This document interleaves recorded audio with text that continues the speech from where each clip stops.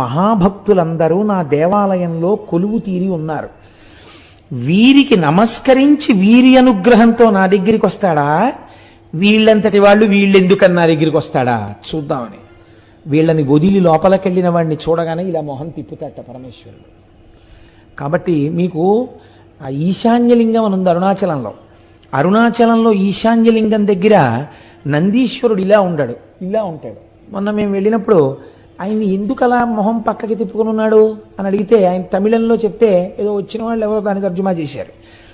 ఒక మహాభక్తులు ఒక ఆయన, కొంతమంది భక్తులు పల్లెటూరు నుంచి వచ్చారు కానీ వాళ్ళు పరమభక్తులు. వాళ్ళు వచ్చి దర్శనం చేసుకుందాం అంటే నంది అడ్డొచ్చింది. అడ్డొస్తే వాళ్ళు శివుడికి చెప్పారు, ఈశ్వర నీ దర్శనం చేసుకుందాం అంటే నంది అడ్డొస్తోందని. ఆయన అన్నాడు, నా భక్తులకు కనపడే వరకు కాసేపు మొహం అలా పక్కకి తిప్పన్నాడు. అందుకని ఇలా పెట్టాడు ఆయన. మళ్ళీ నువ్వు ఇటు తిప్పచ్చు అనలేదు. ఏమో ఇలాంటి వాళ్ళు ఇంకా వస్తారేమో, అలా ఉండు కాసేపు అన్నాడు.